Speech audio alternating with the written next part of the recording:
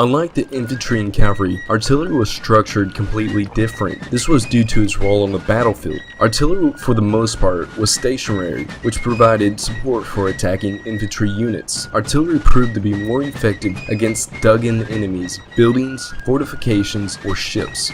Artillery units used a variety of pieces from the old 12-pound smoothbore Napoleon to the advanced rifled guns.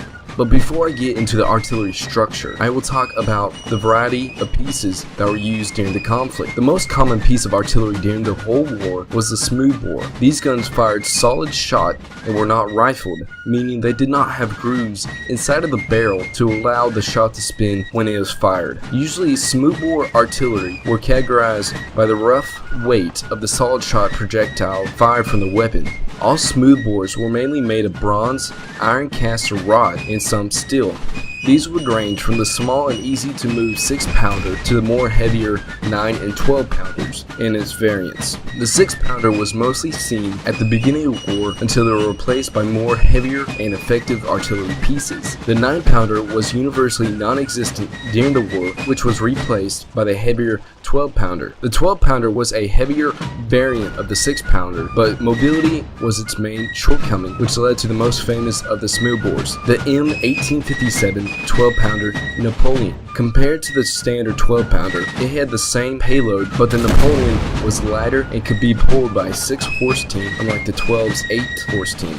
The other class of smoothbores was the howitzer, short barrels that were optimized for firing projectiles in high trajectory and were mainly used for shooting at forces that were behind natural or man-made structures. Howitzers came in sizes of the 12-pounder, 12-pounder mountain, 24-pounder, and the huge 32-pounder. Like the 6-pounder gun, the 12-pounder howitzer was only used at the beginning until more effective guns came into production. The 12-pounder howitzer was widely used in the rugged western theaters and prairies. This gun was lightweight and highly mobile. Both the 24 and 32 pounders were mainly used in fixed fortifications and were mostly not seen on the battlefield. Unlike the smoothbore guns, the rifled guns had their barrels grooved so that the projectile would spin when it is leaving the barrel, which allowed the rifled guns to fire farther and more accurate.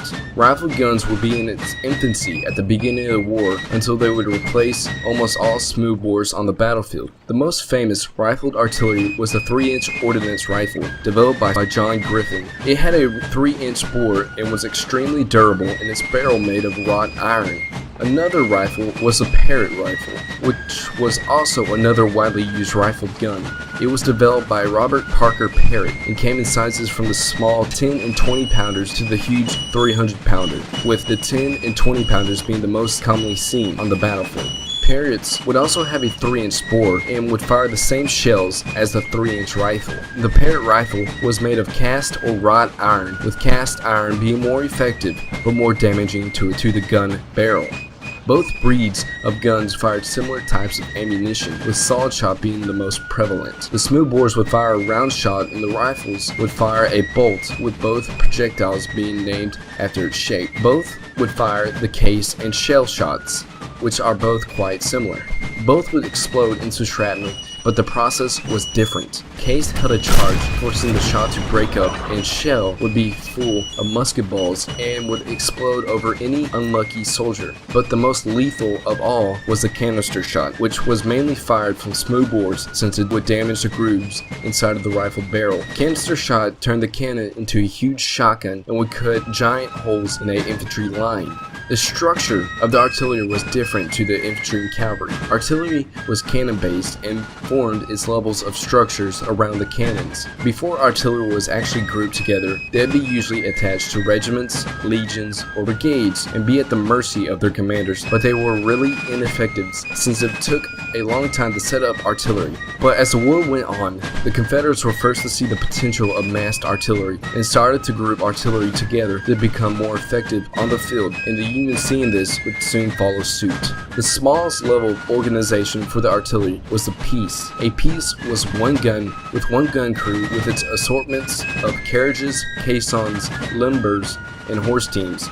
A gun crew would be led by a sergeant and would consist of 8 men and 12 horses. This meant it took 8 men to fire a gun. 5 would be at the gun, the gunner and cannoneers 1 to 4. The gunner would fire the gun, and the cannoneers would load, clean, and fire the gun. Cannoneer 6 would be the runner for ammunition from the caisson in the back. Cannoneers 6 and 7 would prepare ammunition and cut the fuses. The gun crew would also have 2 horse drivers to take care of the horses. 2 pieces would make a section.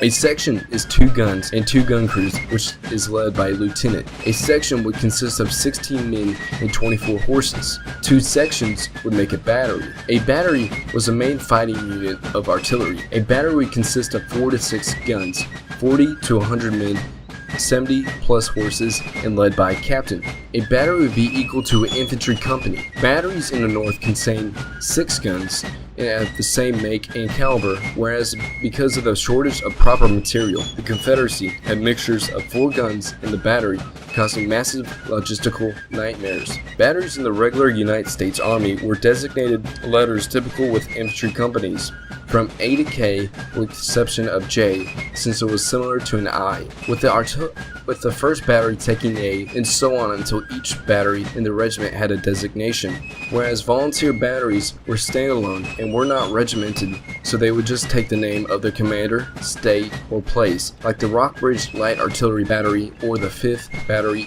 New York Light Artillery. A battery would be named light or heavy due to what type of piece it used. So if a battery used lighter pieces, it'd be called light artillery battery, and if a battery used heavy pieces. Going on with this example, a light artillery battery would sometimes accompany a regiment of cavalry where all crew members would use a horse to get around. This would be called a horse battery.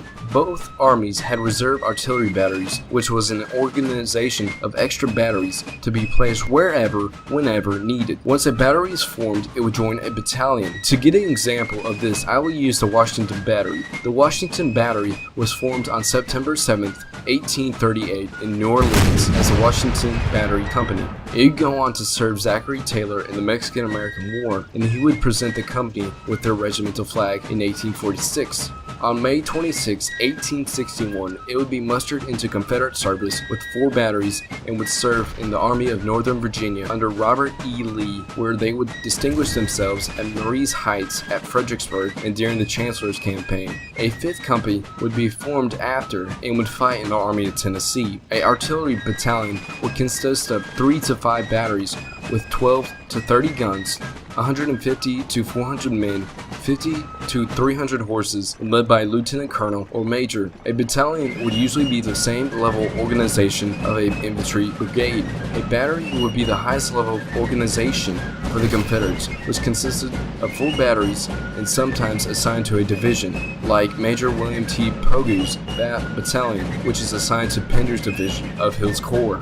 A brigade would be the same size as an artillery battery, but was commanded by a colonel, lieutenant colonel, or major. An artillery battery was only on the Union side and would be attached to a Union corps. Artillery on both sides played important roles to determine the outcome of the war, but they could not fight the war by themselves. The only way an army could be efficient if all arms worked together, as in the infantry, cavalry, and artillery. I will put the links down below to my infantry and cavalry videos. 4 days ago I reached 100 subs. Thanks to everybody who subbed and who are about to sub. I cannot do this channel without you. It means a whole lot to me reaching my first goal of 100 subs. Thanks for watching.